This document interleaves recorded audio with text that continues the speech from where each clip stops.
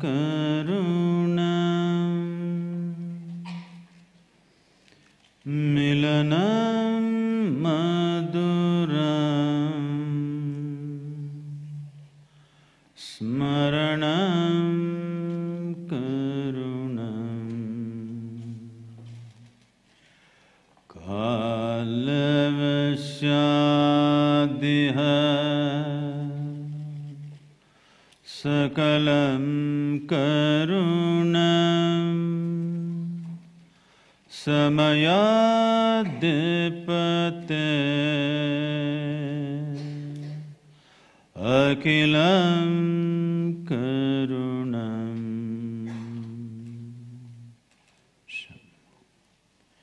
Namaskaram, good evening to everyone.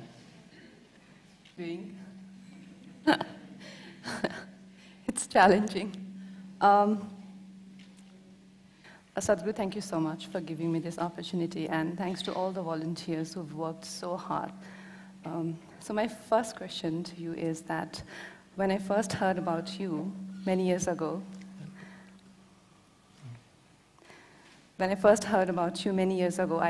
I rolled my eyes and I muttered something about guru types. And until few months ago, when my sister gave me your book, Inner Engineering, which happens to be New York Times bestseller, it changed my perspective. And when I was working on this interaction, I came across few interviews of yours, one of them being with a senior writer from my field, and he was vehemently attacking you. Like he was trying to frame you for being fake, and he himself is accused of plagiarism. So my question is that why does a person connected to spirituality on its path is everyone feels entitled to judge them? And honestly, if it wasn't New York Times bestseller book, I would have not read it. What is it about the West, this West stamp that we can't do without it? I mean, there are so many books, and unless Americans don't approve of it, it just doesn't make sense. Why is that? This is multiple questions.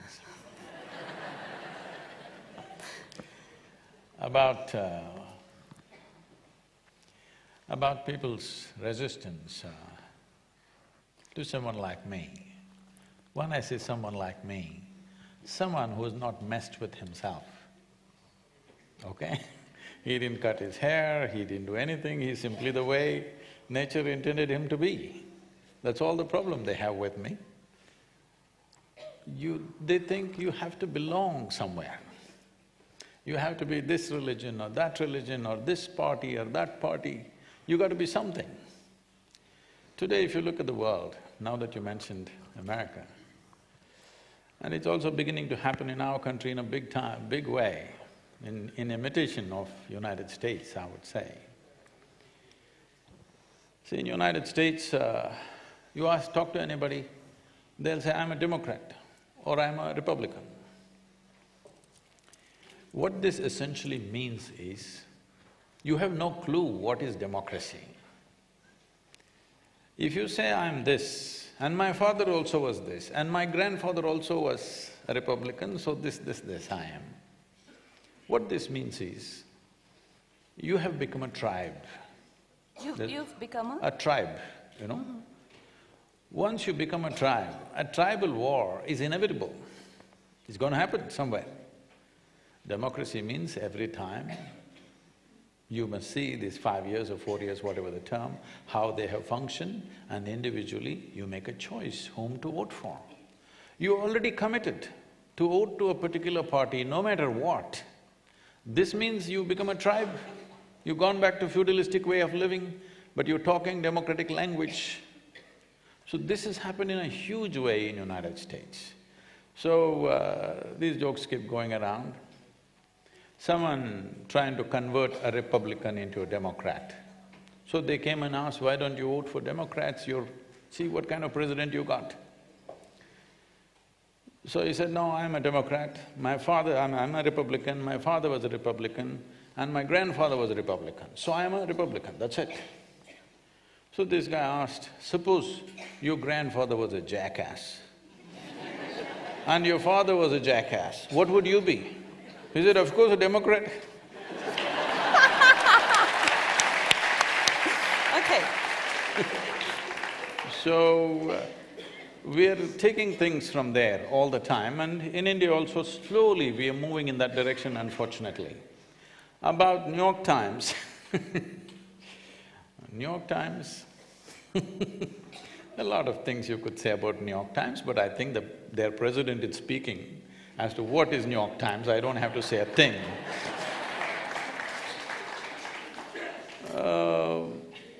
We still have not got out of the Firang syndrome.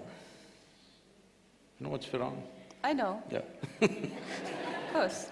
So, we've still not gotten out of that Firang syndrome, it has to come from there.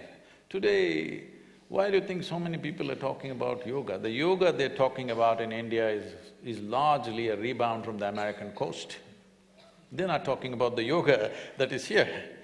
This is the source of yoga. And people's understanding of yoga is… Sadhguru, that brings to me a question about our roots ingrained in yoga and spirituality. But where has it got us as a nation, as a country, as a continent? What has it given us? Like, I know what you say about karma bondage, and I will quote you. No, I'll quote you. If somebody… he says about karma, breaking karma bondage, that if somebody breaks your leg, don't go after that person's leg. Fix your leg and go your way. I understand, that sounds fantastic. But if somebody breaks your leg and you go your way, somebody again comes, break your leg, what do you do? And then Why others do you think see… people are so much interested in your legs?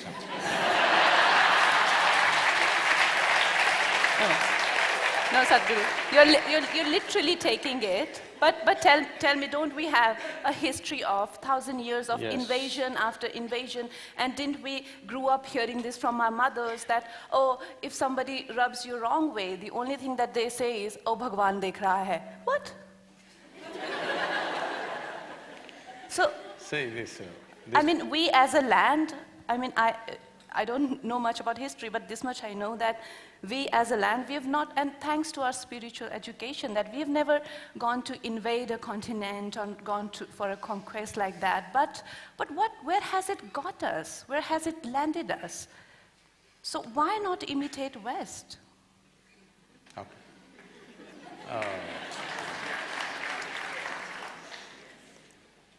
You must give me a few minutes. Okay. Because you raised a whole lot of things about history. So what has the spiritual process given us as a land, as a nation, as a culture?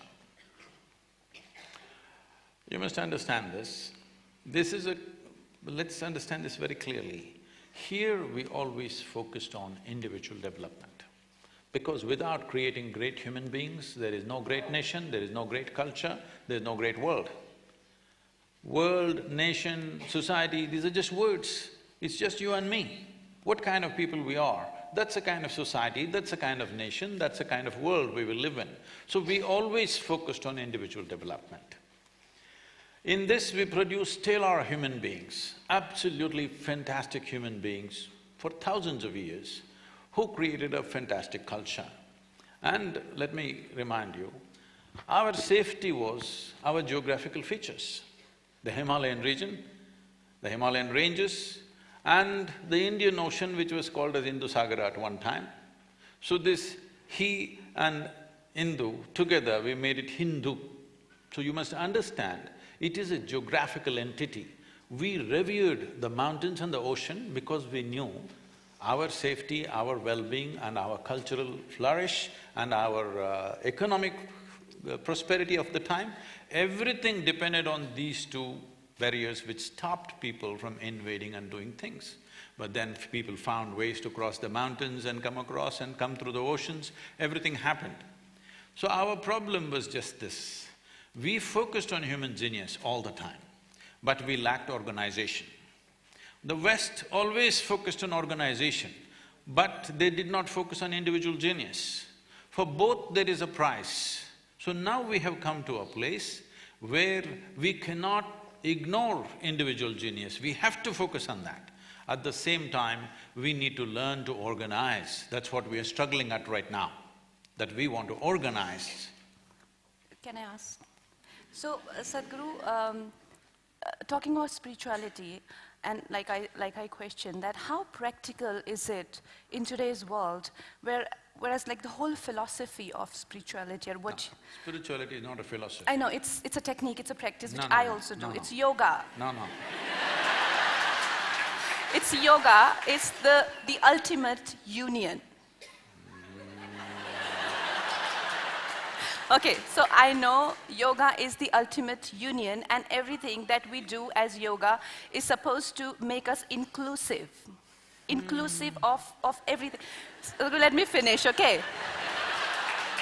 So it is supposed to make us inclusive of our environment, and then further expanding that our country, our countrymen, and then the planet, and then the cosmos, and that it goes on. But my question is, and I want to present an example. I was in London, and you know what happens to when you are in a beautiful city with great infrastructure, you're with a couple of friends, and your Indian friends, they're always cursing India. You know, oh, this is so great, where we live is a piece of garbage. You know, and on all that, I felt so overwhelmed. I couldn't wait to get to my room, and when I got there, I was crying. I found myself crying, and I was muttering something of the effect that, you know, I mean, what do you expect, and, you know, why don't they have sympathy for their own land and all of that?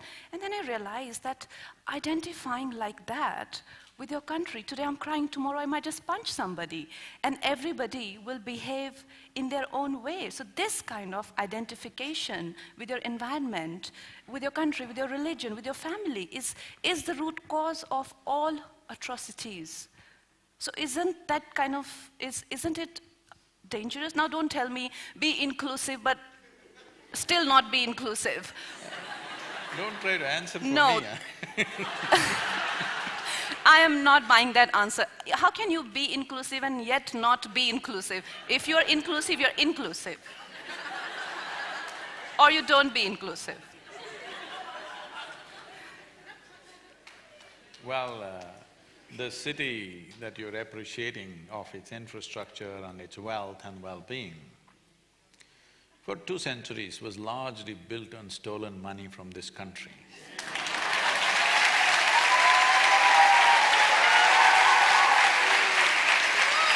Well, we should not resent our history and develop animosity towards somebody, but at the same time, it's stupid to forget everything and go on as if nothing happened. That'll be absolutely stupid. That's a problem with us. One thing is, see, in this country, what has happened in those 200 years? Don't go back 1,000 years, there have been atrocities, that's a different matter. Even if you go back this 200 years, because we're talking about London, what's happened in this country is not a small thing.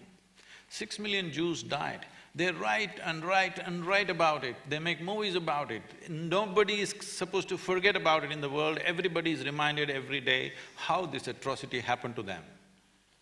But the Bengal famine killed over 3.5 million people in a matter of 3 months because they took away all the food for the World War II effort. And this is not one. The governor in 1860 writes, "The fields of India are bleached by the bones of the hand weavers because they destroyed the handloom industry." Yesterday was handloom day or something, yes? From 1800 to 1860, in 60 years' time, an industry which has lasted for 10,000 years, they destroyed and left millions of people to die.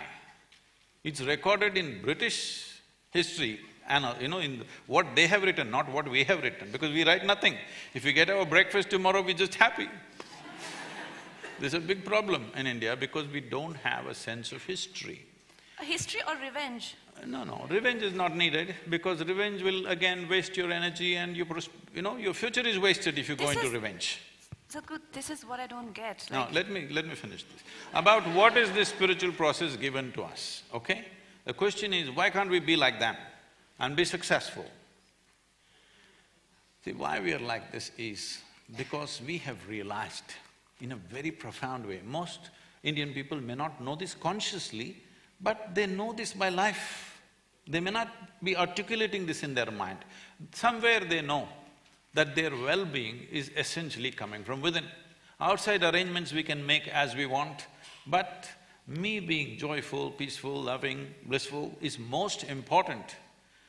Well, that's why I said individually we did great, organization also we had great stuff, till outside people came who had no concern about anything that you think and feel and experience, everything was brutally uprooted, all right? I'll just tell you an example. For example, you've come to the yoga center, that region, there's one police station with about 12 to 14 policemen. About 4 are on night duty, that means about 8 or 9. 2, 3 will be always on leave. I'm saying literally there's no law, it's a 250,000 people. There's literally no law at all. But still there's no crime.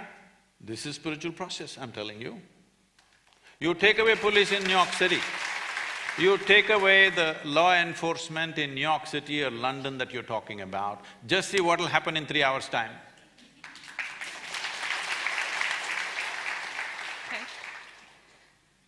Okay, so Sadhguru, this… We need organization right now. To succeed as a nation, we need organization. Yeah, but the way society has also been handling things is not great. It's not really the best thing. It's not we can't rely on a system like that.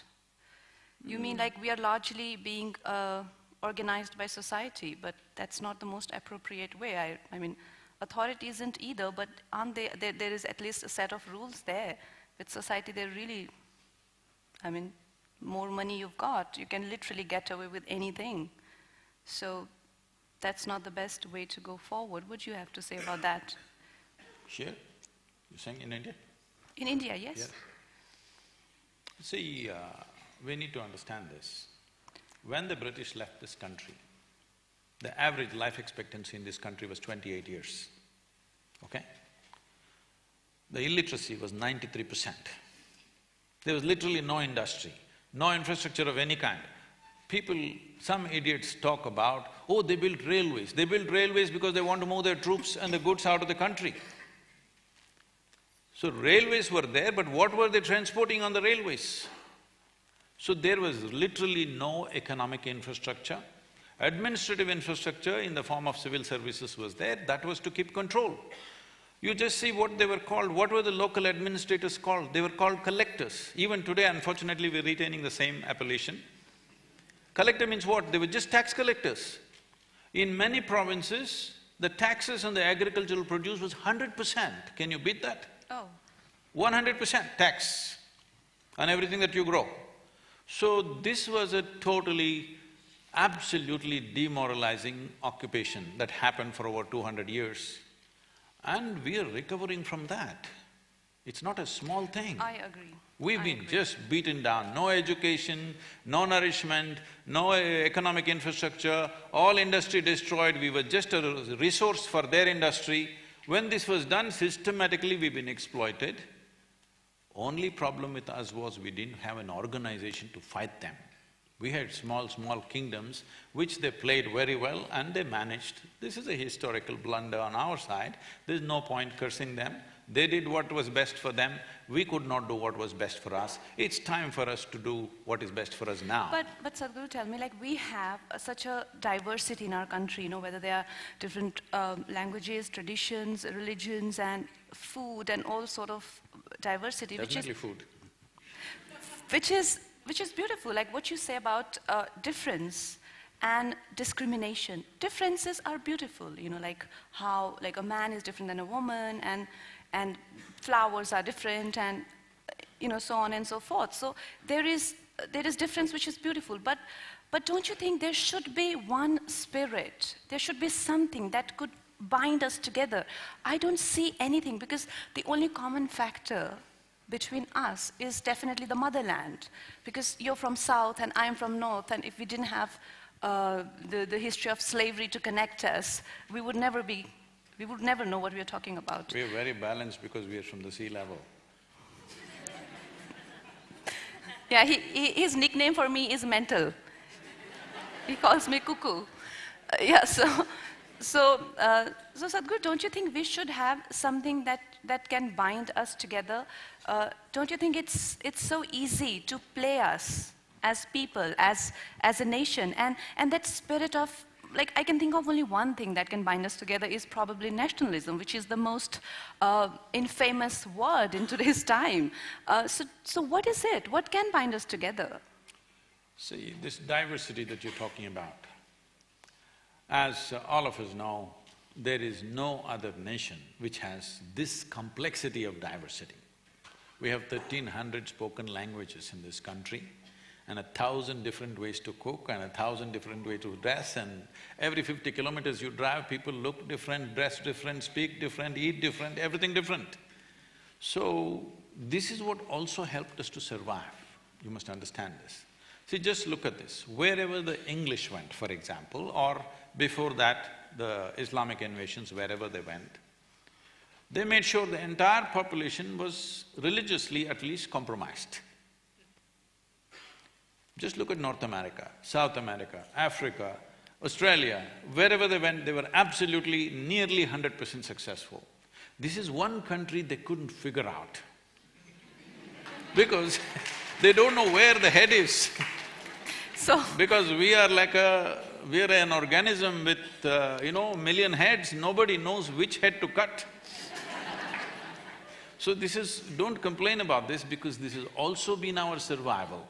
After nearly 1,000 years of occupation, we've still retained our culture, maybe little bit of distortions here, there, but we've still retained it simply because nobody knows where the head is, otherwise they would have chopped off the head. So where's the head? Huh? No, that is the whole thing. You tell me, this whole thing now is leading to something else. Right now there's a huge cosmos. In this, we are a tiny little planet, yes? Yeah.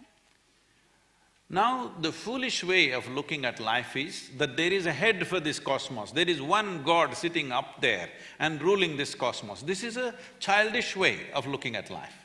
But that's not the way we looked at it here. We saw every organism, every life, every atom has its own head and it's running by itself. It is complete by itself, it runs by itself. This is why in this culture, self-realization became most important, because if you realize the nature of this, in a way you have realized the nature of the entire cosmos, because this idea that there is some central point in the cosmos and there is one head sitting up there is a stupid idea.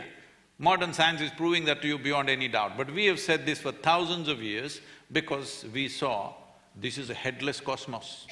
Headless is not a negative thing. I know the Western saying headless chicken is supposed to be bad. Yes, a chicken should have a head.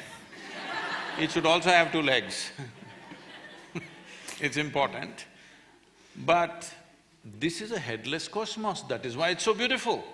So we are just an imitation of the cosmic nature of existence. We are also always headless.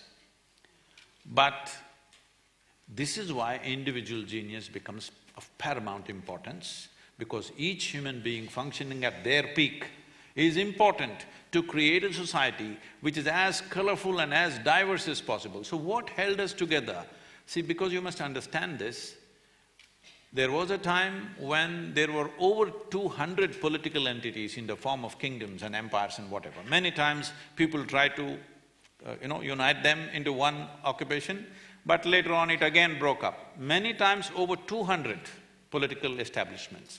In spite of that, in this nation people felt this is one nation, we call this Bharat, and people from outside, they also thought this is one nation, though there were 200 kings ruling the place. What is it? What do you think made them think this is one nation? Even today, if you go to Syria, Lebanon, you will see thousands of women especially named as Hind. They're named as India. Their understanding is Hind means India, and they have taken the name Hind. Even today, thousands of women have this name that they are Hind. So, because forever we've been known as one nation, for more than 10,000–15,000 years. This is because everywhere they went, they saw a nation was always built on the sameness of language, sameness of religion, sameness of ethnicity. But they found this land, there is no sameness anywhere. If you look from your neighbor to you, you're a different person, absolutely. You cook differently, they cook differently, you speak one language, they speak another language. But they called this one nation because this was the only nation which was a land of seekers, not a land of believers. This is why we have always identified as seekers. We are seekers of truth and liberation.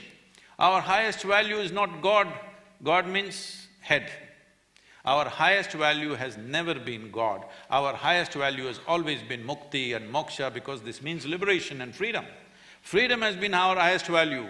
Now the so-called liberals are talking about freedom fresh as if they're talking about it for the first time.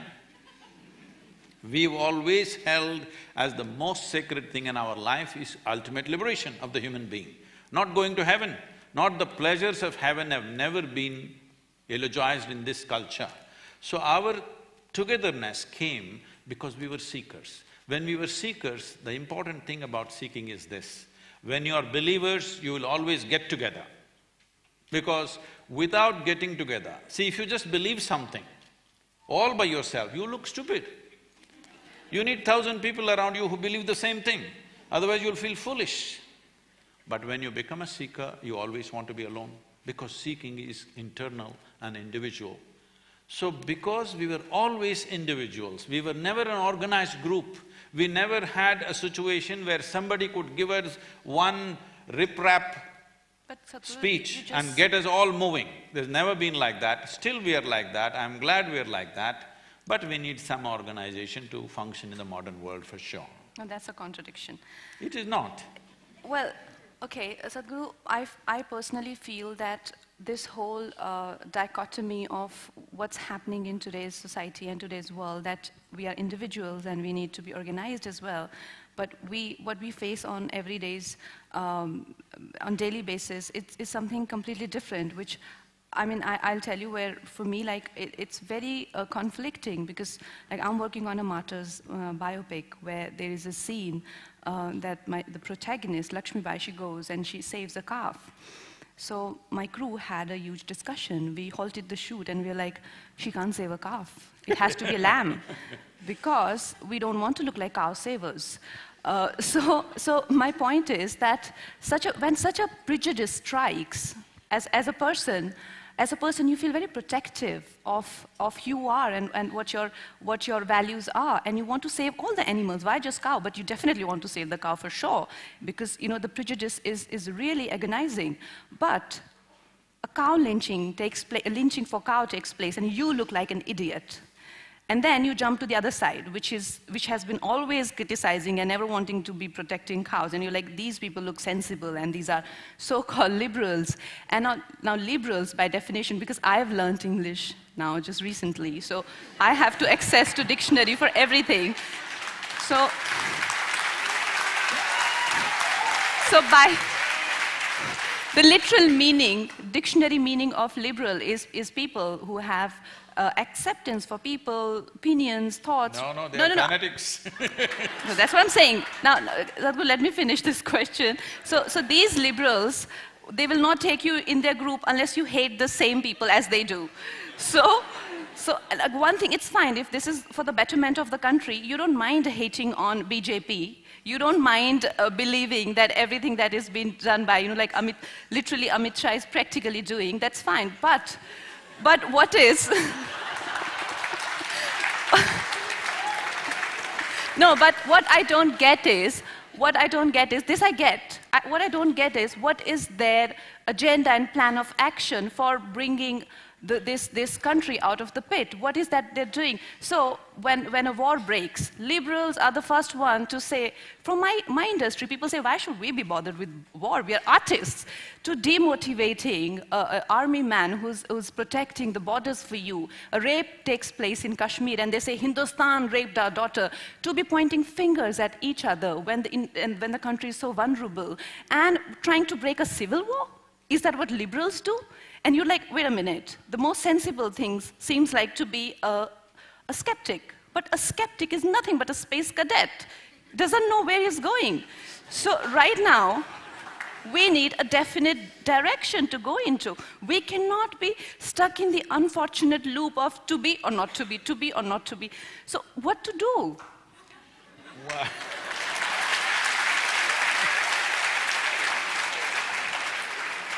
Well, for a long time, from that city that you were talking about, they always thought asking this question, to be or not to be, is the most intelligent thing to do. There. Because they rarely came to existential questions. Existential questions is a daily affair for us in this country, but they rarely came to it. So that is how rudimentary ways they addressed it. They thought it's the most intelligent question to ask, to be or not to be. I think it's the dumbest question to ask, because you have not tasted life. When you are really blissed out and ecstatic, do you ask to be or not to be? In some way you're frustrated, some way you're burdened, so you're asking to be or not to be. Leave that aside, that's the thing. First of all, today in the world, people who claim to be liberals are actually fanatics. If you do not agree with them, they'll finish you in some way. So, about Jhansi Rani saving the cow. Well, she is a woman who stands out in our history, and you're just fortunate that you… But she did save a cow. I'm like, listen guys, rather than fighting, why don't you access the facts? They're like, she did save a cow, but we should not show it as a cow. The thing is, we don't know who wrote the story. She didn't save one cow. Cows would have always been saved because in this country, which is a pastoral country, cow and cattle was the wealth of this nation. If you look back at Mahabharata, they're not talking about land as wealth, they're always talking about cattle as wealth, because land was there plenty. Cattle, how many thousand head of cattle did you own, decided how rich you are. So if somebody stole a cow, they caught you and beat you up, all right? Yeah, that's how it is in back home as well. Like, I come from a village, and sometimes the only thing that they have is… I'm saying this whole lynching debate that's going on in the country, these people who are talking about it have not seen India. They've not seen India at all. They're just living in cities and television studios and endlessly talking about these things. Let me say this clearly. I've always been connected with rural life. In my life, I have witnessed 3 lynchings. Okay, I witnessed. In 2, they were killed, in the other one, nearly killed. For what? One was because they believed this man could be stealing their children. People lynch, even recently it happened. If you steal their children, if you steal their cows, if you cut a tree and take it from his farm, these are 3 things for lynchings will happen. I have seen all 3 varieties. I tried to get into it and stop this. They said, you don't get into it, and push me aside. I knew the local sub-inspector who was a senior in my college. So I went to him and said, you need to do something. These guys just killed a guy and buried him right there in the village. The entire village knows, and nothing. He said, you don't get into this. I said, why? He said, see, this is how it is. They have their own law. I am a police officer, I enforce a certain aspect of the law. Rest of the law is handled by them in their own terms. So actually, this is a crowd, because there is no actual total law enforcement in the country. Slowly it is coming, but it has not been there for a long time. People manage their own things. But Sadhguru, there's a lot of other atrocities, like for example… No, there are. But let me finish this, because this is a big issue in the country today. So I'm not trying to prove this is the way to do it. All I'm saying is, when mob tries to enforce justice, their idea of justice, this is how it gets enforced.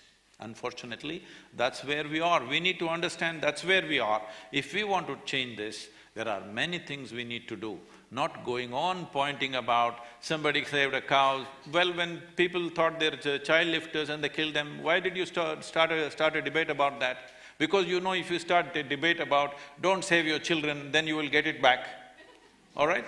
Cow is an easy thing right now to go at. So this is not about cows, This is not about… whatever is precious to them. If they believe somebody is taking it, they can't call the police. Because if they call the police, they'll come after 24 hours. And if they come, there are so many issues. It doesn't directly get settled. So people have their own way of settling. Unfortunately, it is going into a place where people are being killed on the street. It should not go there means law enforcement needs to come on all levels of life. We have not… law enforcement has not reached the entire geography of this nation. Let's get to that. We need to do that. So, Sadhguru, like, I am a Rajput myself, and when the whole Padmavat episode took place and, cutting one of my contemporaries' nose, I was embarrassed. Like, and also, like, when the rape took place in Kashmir, to be pointing out things like, This wouldn't disturb anybody if it was Hollywood. Because but a lot of them have cut their noses off and replaced. But the criminals are not Yes, I know. religions. Criminals cannot be associated with religion.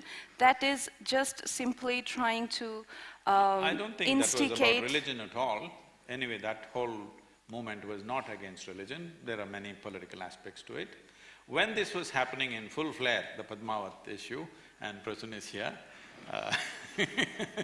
so when they were burning buses, then I called somebody, a very responsible person in the country, and said, "What is this? How are we allowing this to happen? If you don't like a movie, don't go. I don't go to the movies." So, if you don't like it, you don't go. Why do you have to burn a bus that people have to use tomorrow morning? They said, "Sadhguru, they have all dressed up 100 women like brides and they're sitting ready to burn by themselves, volunteers to burn. Today, if we handle them rough on the street, tomorrow if these 100 women, even if 10 of them burn themselves, it'll become an international issue. So let the buses burn for 1 or 2 days, then we will deal with it." I thought this is a strange kind of wisdom, but it is wisdom.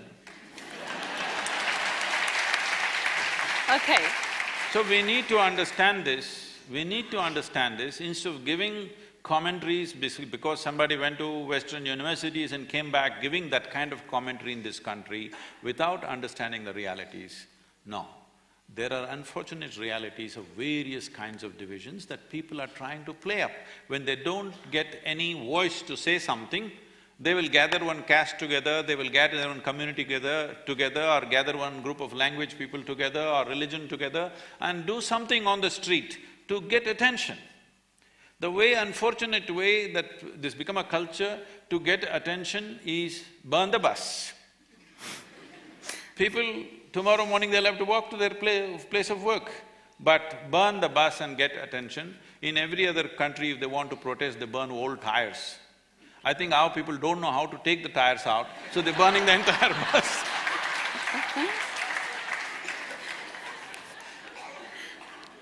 It's a mechanical lapse. Okay, Sadhguru, Indians are doing so well, whether it's the CEOs of Google, Microsoft, MasterCard, Nokia, the list goes on. All the chief executive, I have a whole list of those. Pepsi is out, okay. Yeah, so Indians are doing so well all over the world, but India is not doing well. Why is that? Everybody in the world thinks India is doing very well, but here there is a commentary that India is not doing well.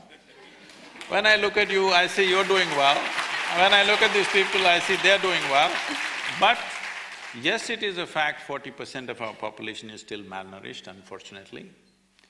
This is because our focus in these last 70 years has largely been to industrialize, build cities and stuff. We have not focused sufficiently on our agriculture, enhancing rural life.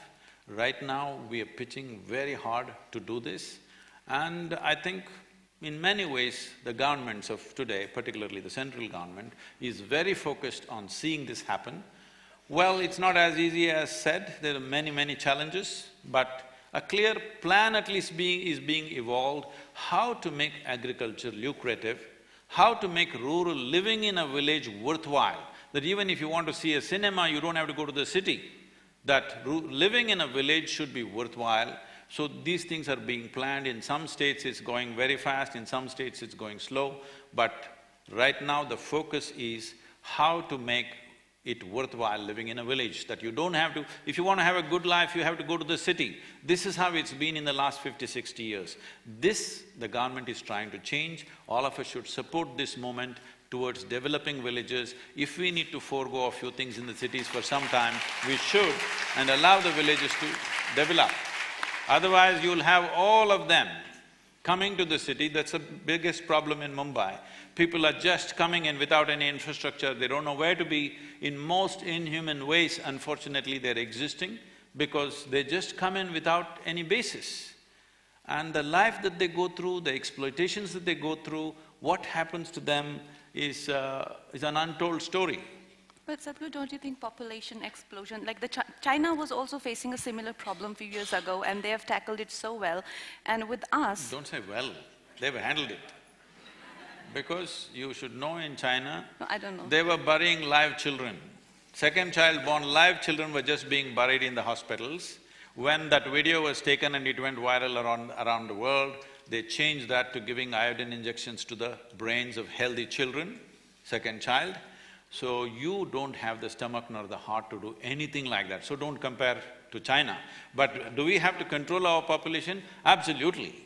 So at least there should be tax on the third child? What is that?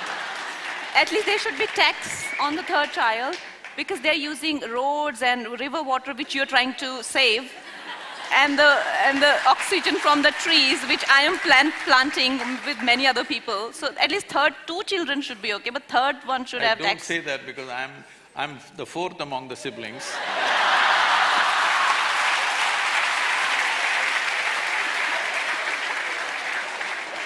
I have a big tax sitting on my head. Definitely some incentives have to be done. Right now, when I spoke about this a year ago, there was a lot of controversy in the south. We've been trying to bring this in the villages. A voluntary year of no conception. All we need to do is, because our life expectancy has improved, it's not because an explosion of reproduction has happened. No, that's not true. It is our life expectancy is improving. That means we took our death into our hands, but we are not taking the birth into our hands. We have…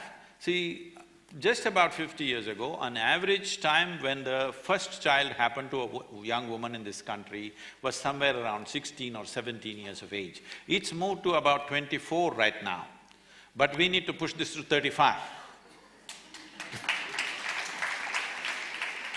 Sadhguru, these days, the common discussion which is going on is again about the refugees. And we being celebrities, we get these questions asked, and this is the most conflicting question ever, because as a nation, being a part of this country and knowing that so many of us don't even have access to food, education, electricity, absorbing more people into our population clearly isn't a good idea, but denying those people seems even worse. So what should be… Like again, where does spirituality comes here? Like what part does it play? And what happens to inclusiveness when such a thing happens? You're picking on my yoga definition. No! No, like I clearly know that this is the worst thing to do right now because they are coming in millions and millions and millions, where our own are starving. So it's like saying that I let my own child die, but I save the neighbor's one. So, I mean, what sort of negotiation is that? If that was the intent, I would bow down to such people. I will let my own child, but I'll save your child. I will bow down to such people if they exist. But that's not the thing. We are trying to project our inefficiency as compassion. I don't like that. We don't know how to man our borders, but we are talking about compassion. That's not the truth. We're just projecting our inefficiency as some kind of a great value. There's no value to that. So, talking about influx of people from outside, see, when somebody comes to the nation's door because they are violently persecuted somewhere, we should treat it differently. After all, they are human beings. But for economic well-being, people are daily porous borders, people are going across here and there. We need to do something about it. If we don't do anything about it, we will be stupid, because you cannot run a nation without knowing how many people and who is in this country. We cannot run a country like that. First of all, we must understand, I am not for nationhood if you ask me. It would be fantastic if we live as one world, but we are nowhere near that possibility, okay? We are nowhere near that possibility. Right now, the best way to address humanity and the largest segment of humanity that you can address right now is a nation. So nationhood is right now very important and a practical solution for humanity as a whole. In the making of a nation, one of the most basic ingredients is the sovereignty or the physical, geographical piece that we call a nation. In this, there may be culture, there may be language, there may be religion, there may be everything else, economics, everything is secondary. First and foremost thing is, there is a piece of geography which we call as a nation. Now, if you're talking about inclusion, I mean, you're right now talking about India, Bangladesh, well, you know, we became two nations or three nations. We became two nations in 1947, we became three nations in 71. So some people think we can make ourselves into another 4 or 5 or 6. No, I think we must stop this nonsense now, because people who are talking this do not know the suffering that happened in 1947-48. There are still… I'm sure in this hall there are many people whose parents walked across the border and came at one time. What they have gone through, what they have left behind, the sufferings and the pain, and the nearly 600,000 people who died, and about 2 to 3 million people who migrated from this side and that side. In both sides of the border, after 70 years, second generation of people still are not settled. Many of them are still living like refugees. When this has happened, talking about one more partition is a stupid and the dumbest thing to do. We should not talk about that. Now about the porous borders between India and Bangladesh, well, we've largely sealed India and Pakistan, isn't it? Why? Because they're coming across with guns. Here they're just coming for livelihood. So if they come, we can always… if people come to work, we can give them work permits. They can work here and go back when they want to, as people from Bengal are coming to South India, working for 2-3 months and going back. Similarly, they can also come and go, you can have some kind of a loose structure. But if you just allow people and give them ration cards and identity cards simply without any accounting, this is going to be a disaster. This will lead to all kinds of problems in future. You cannot run a nation without knowing who is in this country. If somebody wants to come into this nation, they must come through the front door, they must ask for immigration and come through the front door. We must have a system for that. We must have a system for that. How can people knock on the country's door and come inside? Not slip in from wherever they want and be wherever they want. That's not going to work. For nobody it's going to work. We have to take steps on that. It can work for a few politicians. Unfortunately, nation's interests are being sacrificed for personal ambitions. That is there in this country, what to do? But it still is a very conflicting thing, because… See, if you want to be really inclusive, we can make the two countries into one.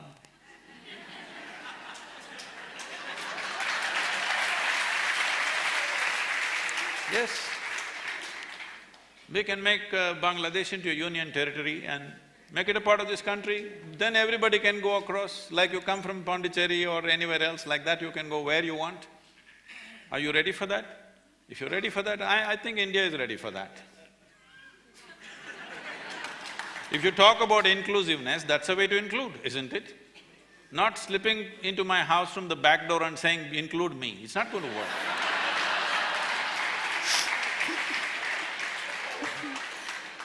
Okay, now we'll move to your favorite topic. What is that? I didn't know you figured out all those things. Okay, now we move to Shiva. Oh. So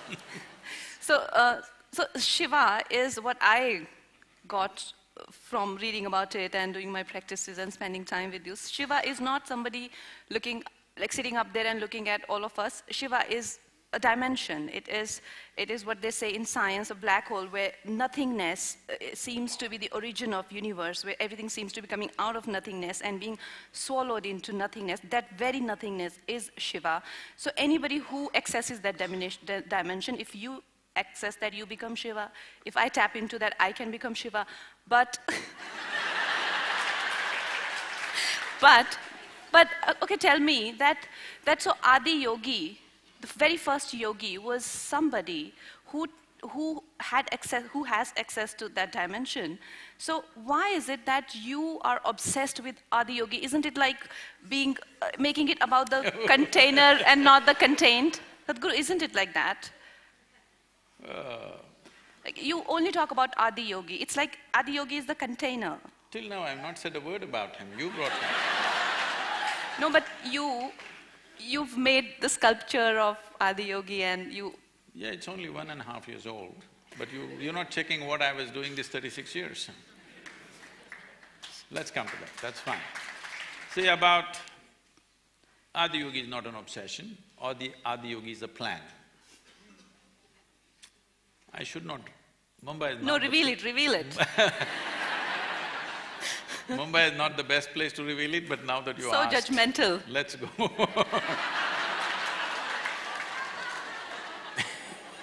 That's her next movie, she's promoting it.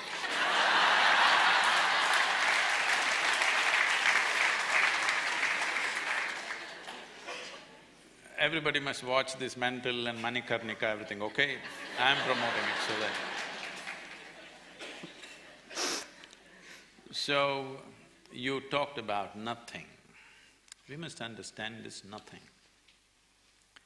English language has certain limitations on these aspects, but we can…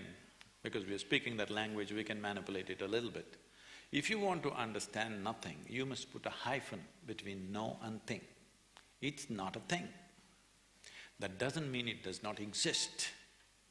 This would have been a ridiculous statement for the Western minds. I'm saying Western minds because all of us are Western educated. Maybe we're living in India, we're born in India, grown up in India, but we're all Western educated.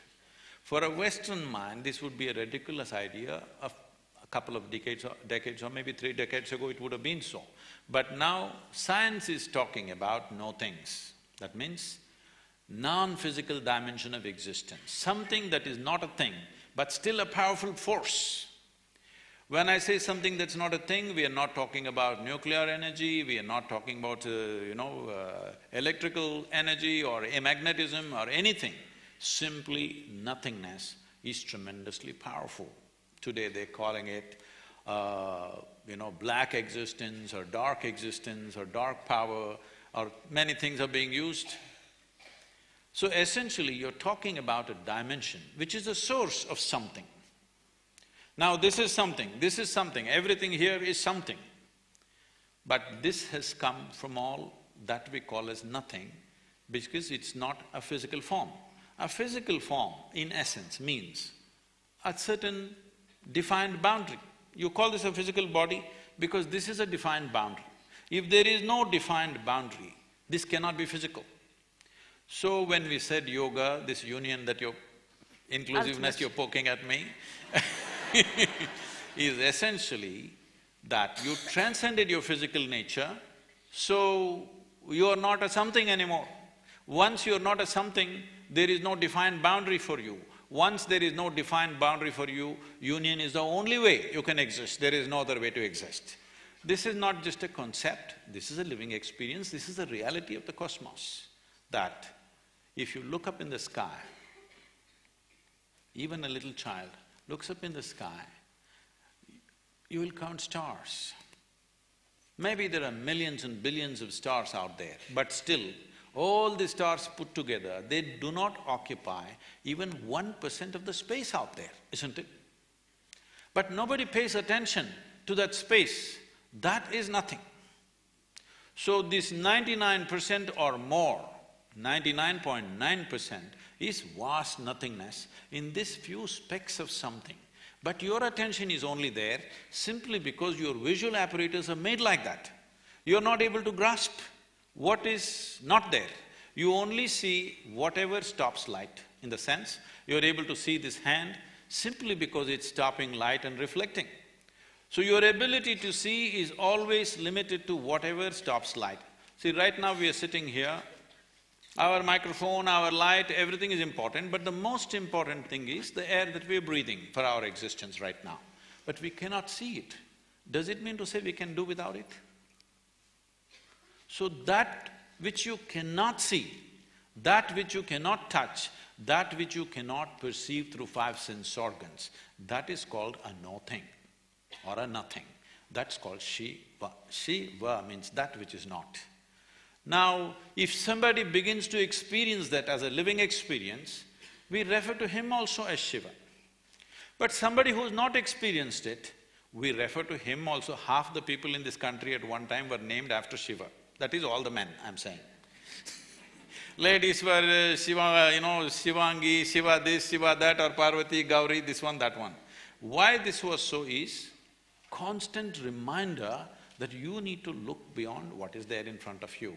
This physical form of being a man or a woman, or this person I like, this person I don't like, beyond this, when I call him Shiva, now I cannot say I like him or dislike him.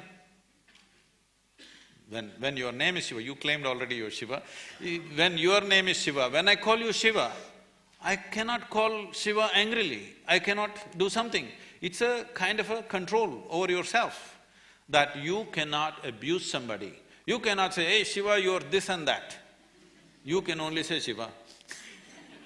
So we created a culture like this where constant reminder, wherever you look. We even called our dog Shiva.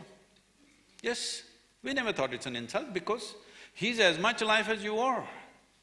We called… if you see a tree, we say Shiva, if we see a rock, we say Shiva, if we see a bird, we say Shiva, simply because the source of all that exists here as physical stuff essentially comes from that which is not a thing or no thing or Shiva.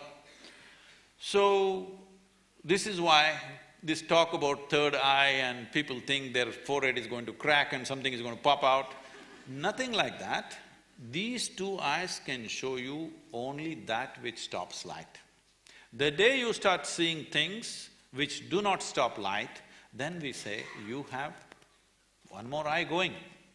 You have an inner eye which is able to see something that these two eyes cannot see. So third eye does not mean forehead cracking up and you becoming some kind of a freako. That means your clarity has opened up, that you're able to see beyond the limitations of senses. So all the enlightened people who've been… How many did you meet? Like I've heard about many. Like, say Krishna or Muhammad or Ram or Christ, Buddha, all the enlightened people who've been on this planet, there is some sort of mention of their birth or death. But when it comes to Shiva, like you say, and I've read that he was self-created, and I often ask you this question, that did he disappear into thin air, and apparently something like that happened. He couldn't even have biological children with any of the women he was married to. Also, he… At least you can't blame him for the population. Sadhguru, I'm coming to something very important. There is a theory… I thought population was very important No. too. There is a theory that Shiva is alien. See, till now you've been talking about inclusiveness and suddenly you call somebody an alien. No, Sadhguru, there is a theory… I must tell you this, every time I enter United States, at the immigration, I end up standing in that line which says, resident alien. I look around and see I'm the only one who fits the description. Sadhguru, let me finish this question. So there is this theory that… She won't let you go. No, that everything that humans encounter, whether it's an idea, it's a thought, it's anything that they encounter, it's been transmitted into them through an outer space, an outer being. My favorite director, Christopher Nolan, made this film, Interstellar, which is one of my favorite films, where they are constantly referring to certain beings as they. They are communicating, they are talking to us, they are doing this, but they never really clarified who they were. Like, were they aliens, were they gods, who they were? And Sadhguru, like this, I think I felt it in, like when any creative idea comes to me, it has absolutely no intellectual grounds where I can go back and track it down. It's literally like a mail dropped in my head. It seems like it's from an outside space. This is not a confession. I know it's a confession, but Sadhguru, is it that we are being operated by an external, sort of outside beings? Is it that? Well, people who have no faith in human intelligence are looking up that intelligence will come from somewhere else. What we need to understand is, see, there are certain things which are very significant things in this country which unfortunately this present generation has completely forgotten or very few people are reminded, and the rest of the world, some places they recognize, rest of the places it's not there. What the thing is just this. Here we consider things like this. For example, in yoga, we call your spine the center of the universe. We call it Merudanda. That means it's the axis of the universe. What is a universe? Please understand this. Today scientists are admitting it is an endless universe. Forever they said, if you travel this many million light years, you will reach the end of the universe. But now they're admitting it's an endless universe. Forever we've been saying it's an ever-expanding universe. So we said, your spine is the axis of the universe. That sounds ridiculous. Even without putting any load, most people's backs are hurting badly. They can't even walk or run or do anything. If this becomes the axis of the universe, what will happen? Why we are saying this is, see, you know there is a universe or you think there is a universe only by your experience, isn't it so? If you did not experience, if you could not see this, if you could not see like this and feel like this, you wouldn't know there is a universe. Only because of your experience there is a universe. And the center where your experience is being transmitted is through your spine. If you cut a few wires in your spine, you will have no experience even of the body, forget about the universe. So because your ability to experience the universe is rooted and centered in your spine, we are calling your spine as the axis of the universe.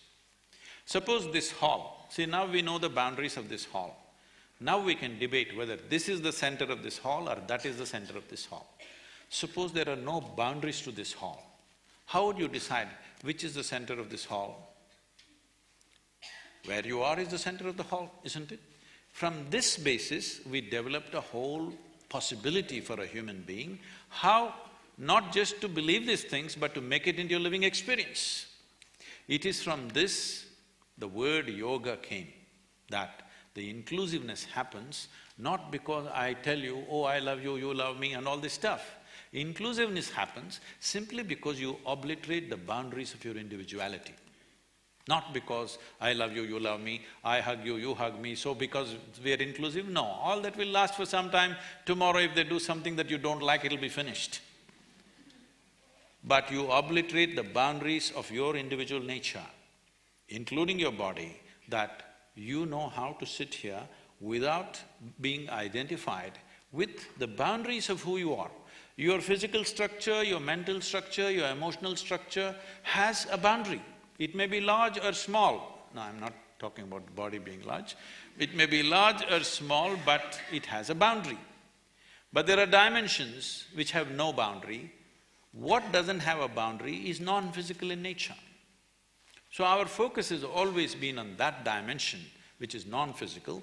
That is why Shiva became the most important thing, because Shiva means that which is not, that which is non-physical. Now is he the yogi that we're talking about, is he a human being, did he come from somewhere else? There are many things, this audience need to be primed for this, because it's a long story you're asking. I'm trying to encapsulate it in 2 minutes, that's dangerous because it'll look silly. There is a book, Arundhati is here, we spoke together and she kind of put it together. And there's a book on Adiyogi, which is going into these aspects, but let me put it across. See, there are things, as you said, there is no parentage. When you talk about Shiva, there is no parentage, there's no place of birth, nobody saw him as a young boy to grow up. All the time when we saw him, he was about the same age. And we don't know where he died, such a significant human being. Even in those times, if he died somewhere, they should have built a temple, they should have built some kind of a monument for him. Nothing like that happened.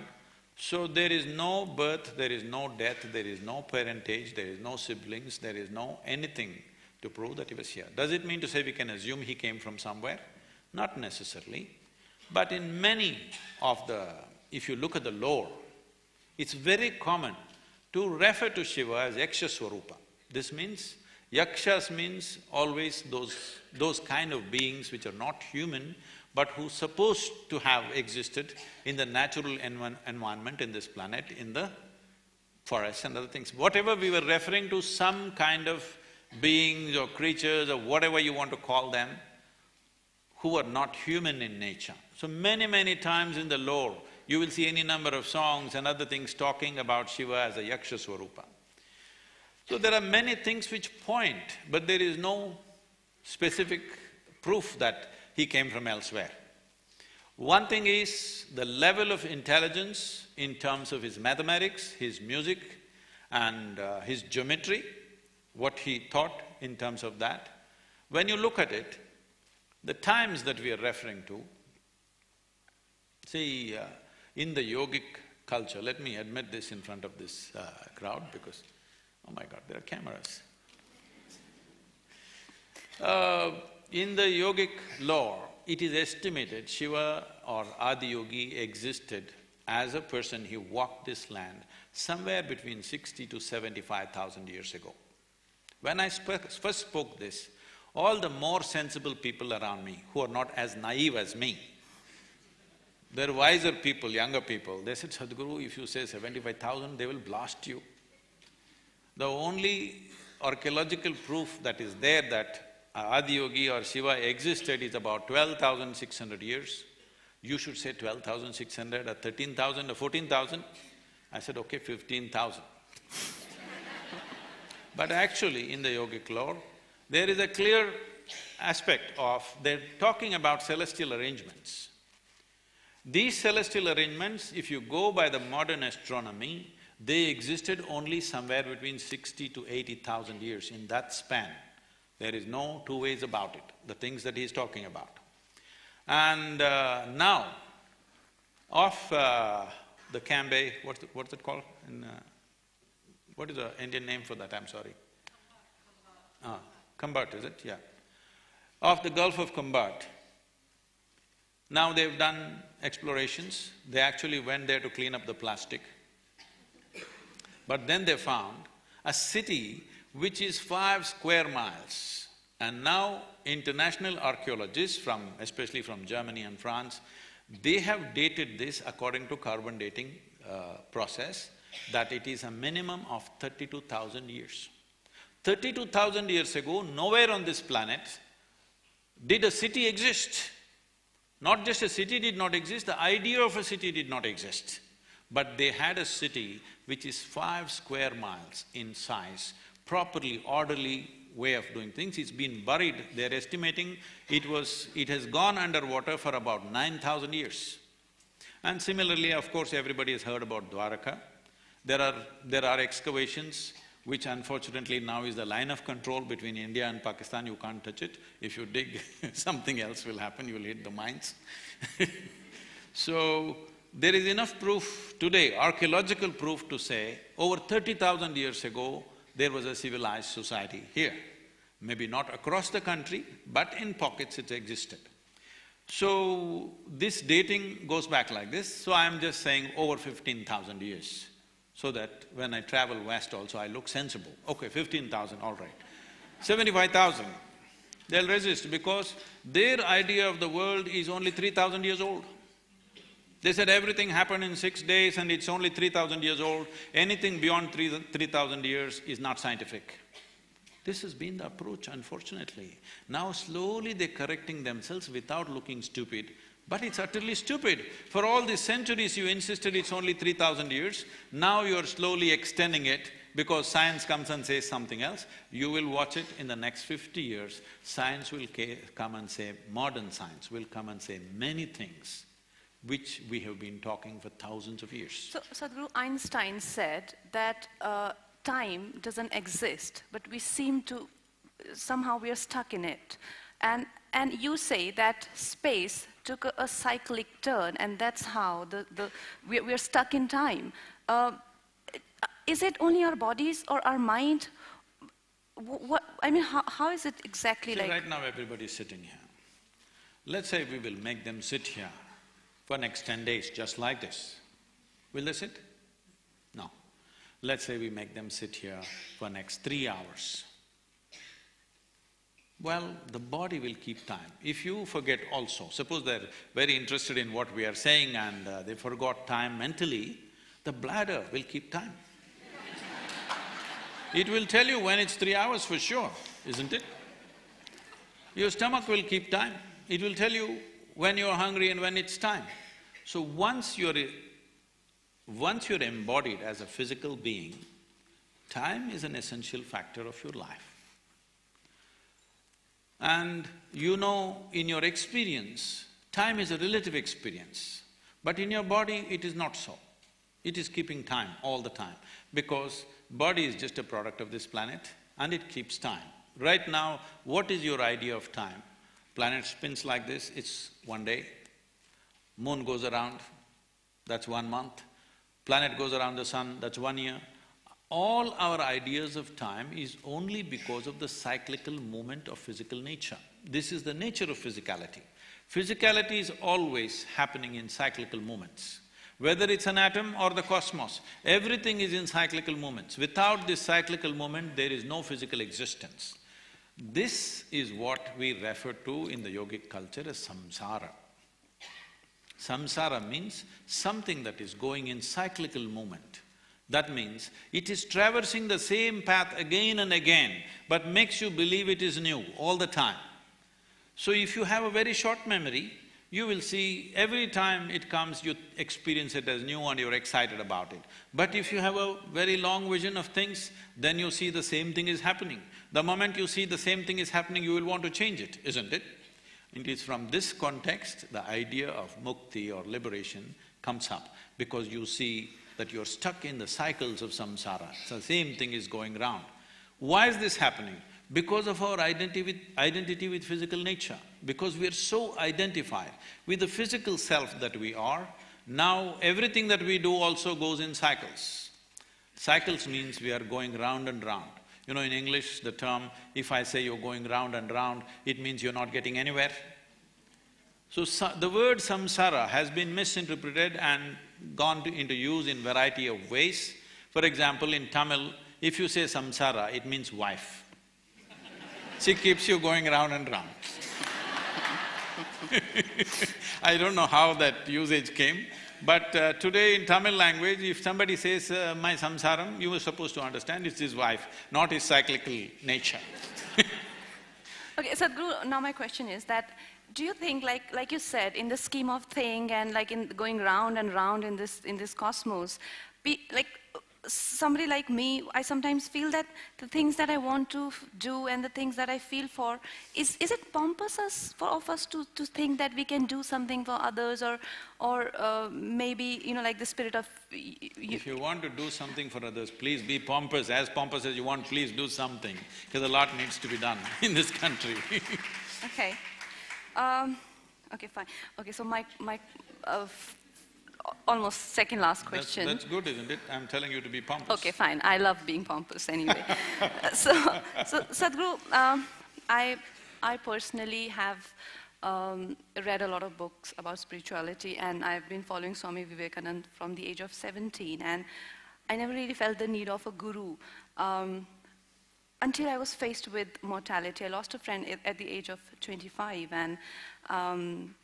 and since then, I just feel that everything that I've done in my life, or every situation I've been into and I've walked into, I've always held my head very high, and I've always been prepared for it, I mean, as much I could. And I can't wrap my head around it. And when I read your book, I didn't instantly feel that I would be seeing this day, and I felt, okay, fine, I've read Buddha, I've read, like, you know, you're one of those enlightened people, yeah, sure. So, no, I wasn't impressed, let me tell you. But then I read, More Than a Life, and there is the mention of this yogi, Swami Nirmalananda, who waited for you all his life, and apparently you were supposed to guide him to Mahasamadhi. Now, Mahasamadhi is something that I've only heard of in stories and in myths and all of that, like where you willingly walk out of your body because you think that's the best thing to do at that point of time. Now, that seems too fantastic. And I mean, looking at how our societies, that euthanasia has been being legal now, and the kind of resistance, like when your wife heard about the process, she showed extreme desire to adapt to that, and she acquired Mahasamadhi in the middle of like thousands of people. It's written elaborately in the book. And Nirmalananda was opposed by the government. You know, he was not allowed to be able to take Mahasamadhi. The liberals. Yeah, because apparently they were like, you can't take Mahasamadhi. And so, I mean, don't you think like we as people, we have stopped to discuss death? Because shouldn't we be prepared for that day? And when I got to know that you can, I mean, since then I realized maybe you can help me someday. I'm not saying now, but someday. But when the time comes, don't you think I should be ready for it? I should be dressed like this and be like, hey, come, let's go. What do you mean come? Who has to come with you? Like whoever comes at that point of time. So… Why is it pushed under the carpet? Why don't we talk about death? It's not under the carpet, it's just that… That's why I said, all of us, we may call ourselves Indian, but our minds largely have become Western because our education is like that, and we… You do one thing in Mumbai, you go and just look at people below their knees. You will see at least 45% of the people are wearing only blue denims, okay? I'm not against it. I lived in it at one time for almost 7 years, 8 years. I wore nothing else but blue denims. It was like a philosophy, not just a clothing. So today that number has increased in a big way. It's American workman's clothes. It's spread around the world. And because workmen wore clothes which were… because of work, it wore out, you know. Our pants would wear out riding motorcycles, it would wear out, we would put a leather patch and this and that. But now people are buying pants which are torn, all right? Paying more for the tear, you also… So, why I'm saying this is, because of this imposition is not small. It's taken a huge footprint in everybody's mind. In this culture, we talked about samadhi. It's a very commonly used word, but unfortunately people think samadhi means it's a gravestone. No, samadhi means sama and di. Sama means equanimous, di means buddhi. If your buddhi or your intellect becomes equanimous, when we say equanimity, we need to understand this. The reason why you're using your intellect so extensively is because you've been trained to discriminate between this and this, between everything and everything. And we create… intellect is the thing which creates division between everything. For us to function physically in this world, I must know here which is me and which is you. I must know here what is a chair and what is a floor. Otherwise I won't know how to operate. So for practical purposes life, essentially for our survival, intellect is of paramount importance, no question about that. But this discriminatory dimension, if I ask you, I will leave her alone, okay? I will ask you, suppose there is a choice between having a sharp intellect and a dull or blunt intellect. What is your choice? You must choose, I'm going to bless you right now. Sharp. So essentially, intellect is a cutting instrument. It's a knife. The sharper it is, the better it is. It cuts everything. Why is cutting important? See, what is the nature of science that we learn today? If you went to a biology class, for sure, if you did not cut a frog or a cockroach, at least a flower you opened up. If you open up this flower, you will understand so many things about the structure of the flower, how it functions, everything, but you will not experience the flower because by the time you're done with it, it's finished. So if I want to know you, I think I must dissect you. I've come with my scalpel. You think by dissecting you, I will know you? By including you, I will know you. By embracing you, I may know you. But by dissecting you, I will not know you, isn't it? So the only instrument you have is a knife, and with that you try to do everything. I must tell you this. That was a time when I crisscrossed India on my motorcycle. It seems, where is Boman Irani, is he here? They're bringing back Java once again into the country, I believe. Well, I rode probably the SD motorcycles like nobody. I was doing around 55 to 60,000 kilometers every calendar year, just riding across the country without purpose. So at that time, I don't know whether I was in Madhya Pradesh or I was in UP. The whole night I've been riding. Early morning, I come to a place and I want to have some tea and rest for some time. Then, I always fix my motorcycle on the street by myself. But I thought I saw a garage. It was named, handwritten, Mubarak Mechanical Works. I looked at Mubarak Mechanical Works and whole night I've been riding, I didn't want to dirty my hands now. It was a simple thing, I had to just tighten the chain, just take off one link and tighten the chain, that's all I had to do. I thought this guy can do it. So this young, very enthusiastic mechanic came out. And I said, why don't you just take off one link and tighten my motorcycle chain?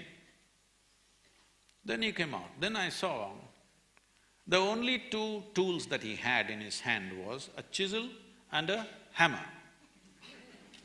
Then I said, wait. Then I walked into his little shack of a mechanic shop and looked inside. There was no other tools, only one hammer and one chisel. With this he does everything. Once he works on your machine, nobody else can work on it anymore, it's finished. I said, okay, Mubarak, you don't touch my motorcycle like this. So right now, a whole humanity has become like this. The only instrument they have is a knife. With this knife they cut, it's an efficient tool for cutting. Now you want to stitch your clothes, you stitch with a knife. This is what has happened to the denims. If you do everything with a knife, everything will be in tatters and it's horrible, isn't it? That's all that's happening to us. We are trying to handle everything with one dimension of intelligence that we call as intellect. There are other dimensions of intelligence within us which is completely unexplored. So samadhi means to get your intellect to a state of equanimity so that it does not interfere in your perception of what really is the nature of existence. Right now, the only thing that's interfering in your life is your thought process, isn't it so? If I ask you to sit and meditate right now, you think somebody next to you is going to poke you? No, they are fine. It's your own mind, isn't it? People say they're depressed, people say they're agitated, somebody is manic, somebody is angry, somebody is miserable. No, all this is not happening. The only thing that's happening is your intelligence is turned against you, you're not getting it. You think you're suffering because of something. No, your intelligence is turned against you and nothing else. You have a knife and you don't know how to handle it. If you have a knife and you don't know how to handle it, you'll cut yourself up. Do you need any assistance from outside to make yourself miserable? You're very efficient, aren't you? And you told him the techniques. And when he was about to get there, apparently the government got involved and like, you cannot do that. In 1996, he announced, I'm 74. Samadhi for that, but why die before 25? Suicide is not a pleasant thing. Not at all a pleasant thing, because for a human being to see, when somebody dies, commits suicide, we're just thinking, okay, he committed suicide. It's not like that. You must look at what psychologically that person goes through to come to that decision. It's the most horrible part of one's life, where somewhere they feel so trapped, either by physical situations, financial situations or emotional situations, so absolutely trapped when there is no other way. This is when they take that kind of violent exit, which we call as suicide. And if someone tries to kill somebody, that somebody has some defense. They can fight, they can run, they can protect themselves. Some resistance is possible. But when you start hurting this one, this is the most helpless life. And it is the worst kind of torture that you can do is to torture this one, because this is an absolutely helpless life with yourself, isn't it? Somebody else has some defenses. So suicide need not be seen in terms of statistics, 1 hour they're dying. Even if one person commits suicide, it's a human concern. It must be a concern for the whole humanity. Why is this happening? You must understand, in this country, in 2017, 7,600 children below 15 years of age have committed suicide. Below 15 years of age, when they must be bursting with life and wanting to live. Below 15 years of age, if they want to commit suicide, what is it? We are somewhere driving ourselves to a certain desperation. One big cause for all this is education system. Unfortunately, it's the schooling system which is killing people. Because if you get 98, you're no good, you know. People will ask you, where is the other 2%?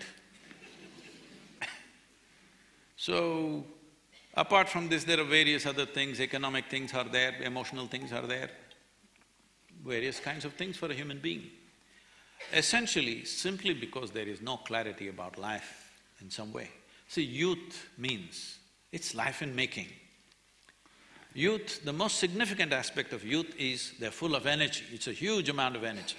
When I say energy, after all, our life is a combination of a certain amount of energy and a certain amount of time, isn't it?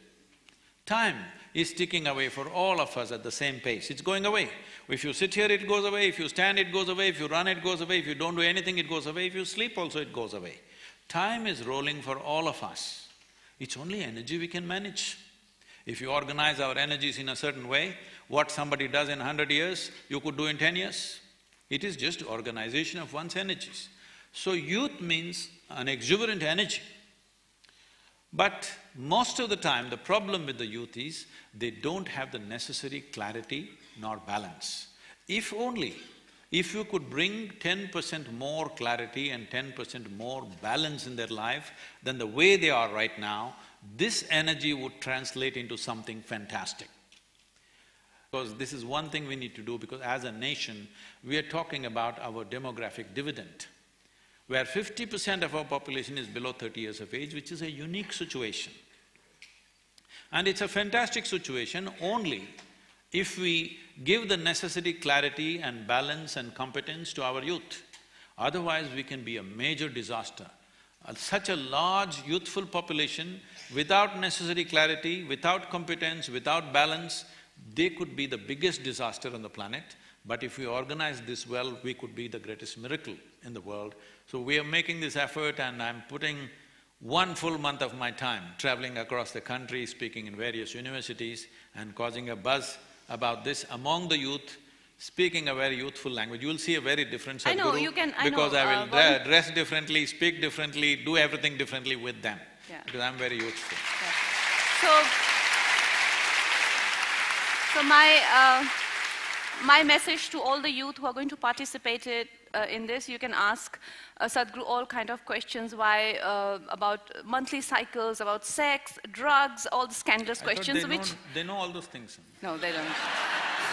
Sadhguru, they are being a victim of drug overdose. There are so many, drugs has become a big epidemic, especially in schools and colleges. So guys, I look forward to those conversations and ask exciting questions. Okay, this is being pitched as Youth and Truth, Unplug with Sadhguru. Ask whatever you want. Ask whatever you want. Nothing is a taboo. Yeah. So how much time do we have for questions? Please.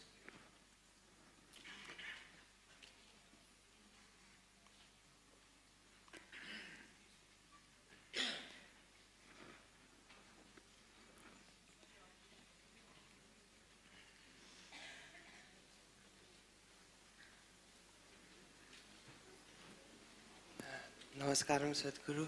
I would like to bow down with all my knowledge and all my ignorance. If you can hold the microphone, yeah. Okay. It's quite safe, you can hold it close to you. Is this okay? Yeah. So, first of all, I like to bow down with all my knowledge and all my ignorance. Like, I can't tell you how much you mean to me. Okay. So my question is very simple.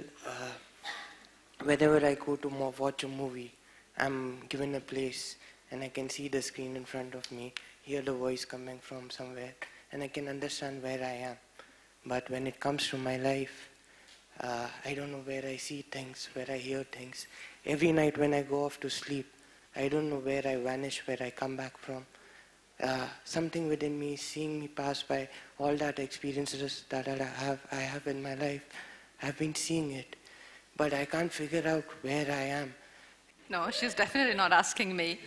I have the same question in my life.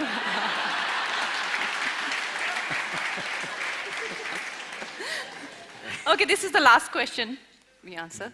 Yes. So when we say we have patterns, this is what we said in a certain way. They made a calculation and said, in 28,000 years, the moon will go so far that its impact on the planet will become minimal. When that happens, the human women…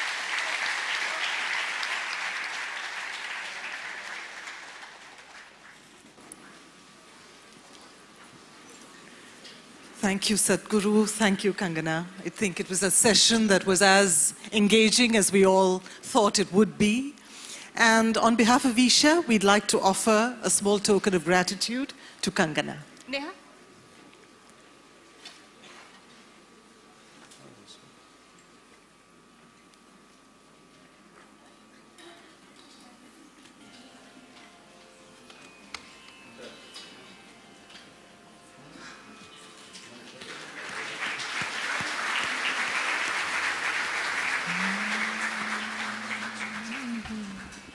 Thank you very much for being here. हम परदेसी पंछी साधु भाई इन्हीं दे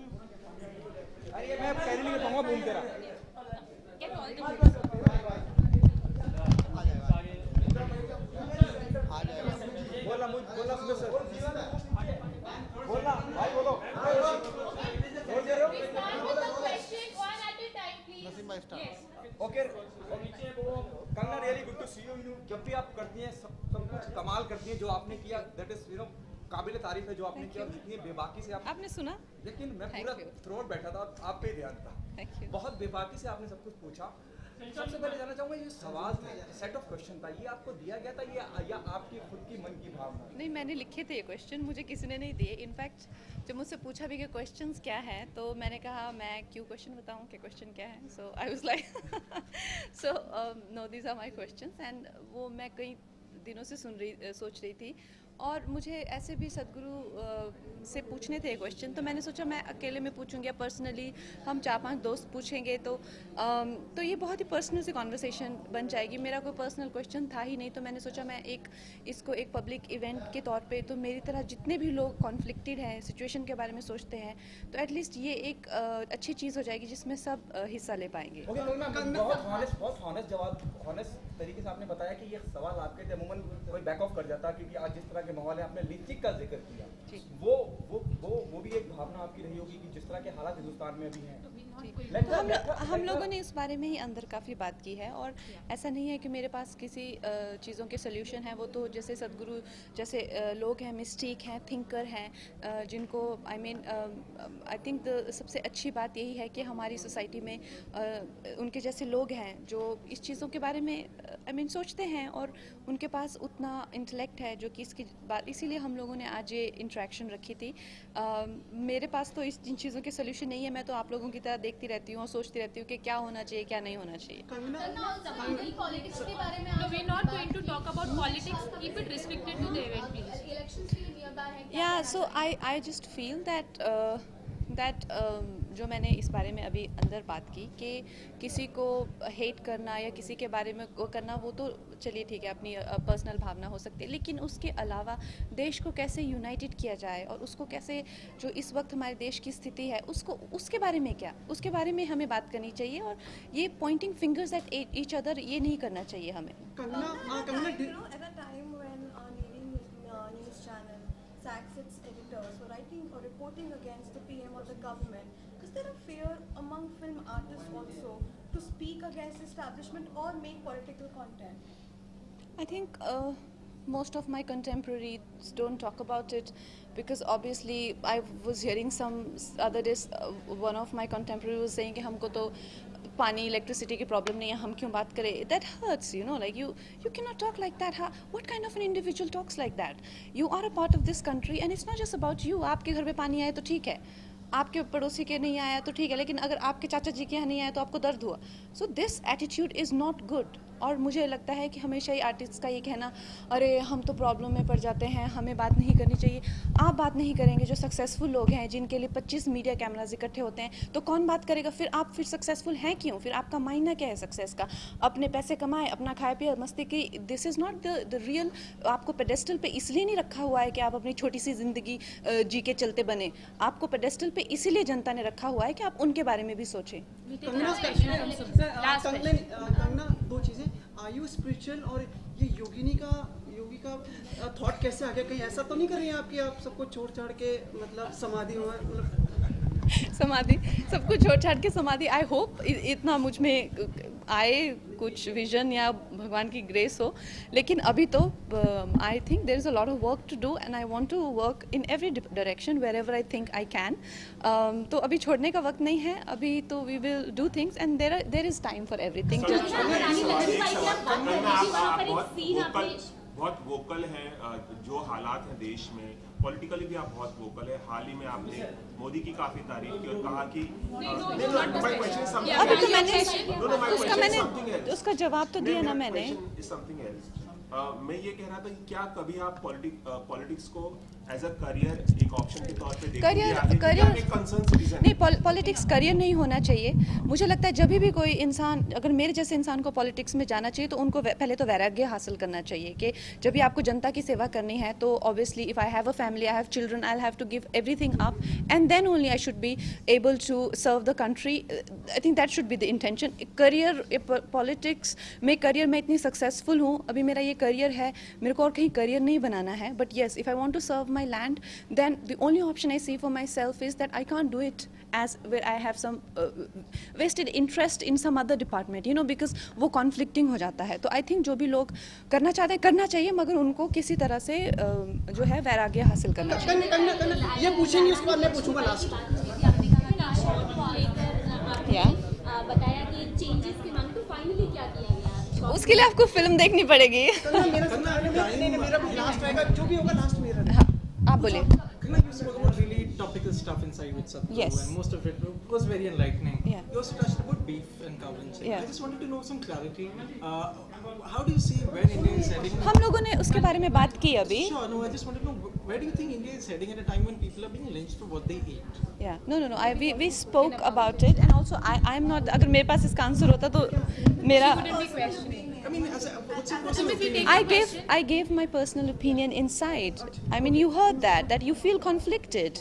You know, you want to save the animals, but when the lynching happens, you feel heartbroken. What is going on? You feel this is wrong. You know, so I spoke about it.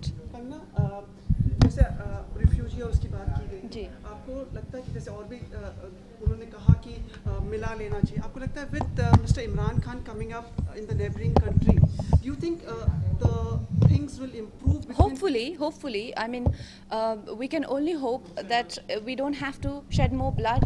It's very unfortunate that our soldiers are dying, and of course the kind of speech Mr. Imran Khan has given is very, very nice, and I wish him all the best, and I with my folded hands I really hope and appeal that we have really beautiful relationship henceforth. दिवस आ रहा है, उसके उपलक्ष्य में आप कुछ कहना चाहेंगी और शुभकामनाएं भी हमारी सर से होगी लेना चाहते हैं. पंखा लाओ. Okay, so स्वतंत्रता दिवस की बहुत शुभकामनाएं सारे भारतवर्ष के लोगों को. Thank you.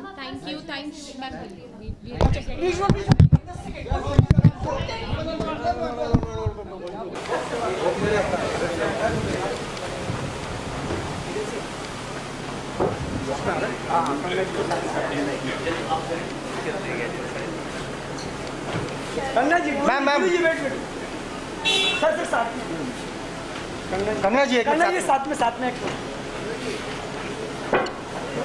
बस आगे मत जा. कंगना जी राइट से.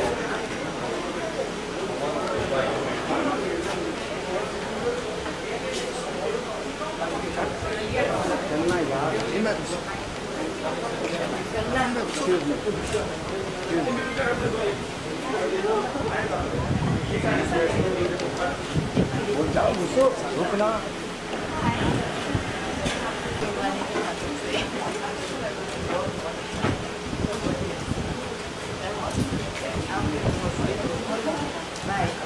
कंगना में यार